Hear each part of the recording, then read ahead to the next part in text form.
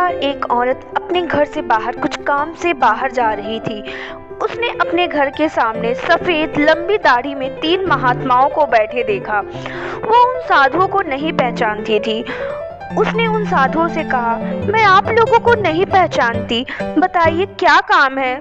महाराज, साधुओं ने बोला, हमें भोजन करना है। तब उस स्त्री ने कहा, ठीक है, कृपया कर आप मेरे घर पर पधारिए और भोजन ग्रहण करें। फिर उनमें से एक साधु ने प्रश्न किया, क्या तुम्हारा पति घर पर है? तब औरत ने उत्तर दिया, नहीं, वो कुछ देर के लिए बाहर गए हुए हैं। तब तीनों साधुओं ने एक साथ बोला, हम लोग अंदर नहीं आ सकते। थोड़ी देर बाद उसका पति जब घर आया तब उस औरत ने उन साधुओं के बारे में अपने पति को बताया। उसके पति ने कह दिया, उन साधुओं को अब भोजन के लिए आमंत्रित करो, अब तो मैं घर पर हूँ। औरत ने ऐसा ही किया।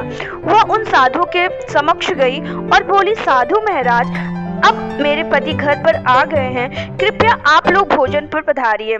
तब साधु ने स्त्री से कहा, हम किसी के घर में एक साथ प्रवेश नहीं करते हैं, हम एक एक करके प्रवेश करते हैं।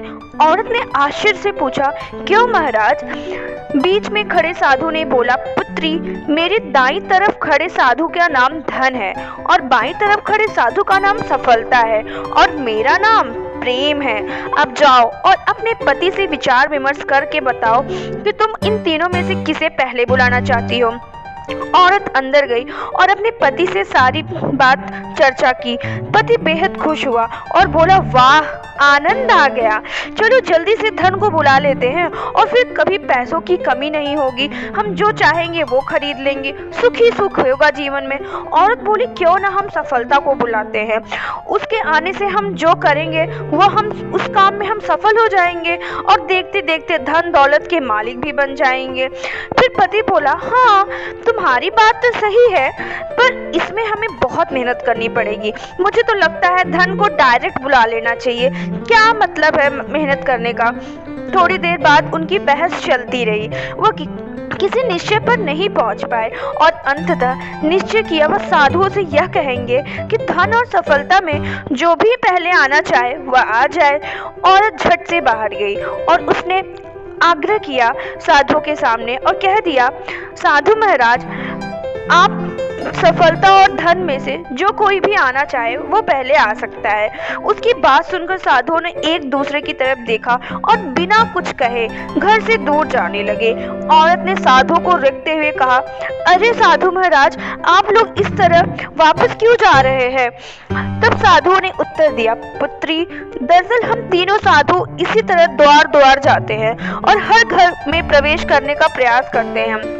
जो व्यक्ति लालच में आकर धन या सफलता को बुलाता है, हम वहां से लौट जाते हैं और कोई भी घर के अंदर प्रवेश नहीं करता है। और जो अपने घर में प्रेम का वास चाहता है, उसके यहाँ बारी बारी से हम दोनों का भी प्रवेश कर जाते हैं। धन भी आ जाती है उसके घर में और सफलता भी। इसलिए इतना याद रखना, जहाँ प्रेम है वहाँ धन और सफलता की कभी कमी नहीं होती है। इसलिए दोस्तों, इस स्टोरी से हमें यह सीखने को मिलता है कि हम मिलजुल कर प्रेम पूर्वक रहें।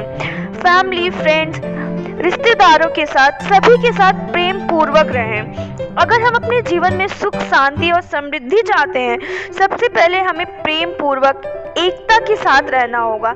हमें मिलजुल कर मुसीबतों का, सुख का, सबका साथ देना होगा। अगर हम प्रेम पूर्वक रहते हैं तो धन और सफलता अपने आप हमारे घर आ जाएंगे और हम खुशी खुशी जीवन व्यतीत कर लेंगे। कैसी लगी आपको यह स्टोरी? कमेंट करके जरूर बताएं। इस तरह के और इंस्पिरेशनल स्टोरी देखने के लिए इस चैनल को लाइक, शेयर एंड सब्सक्राइब करें। Thank you very much.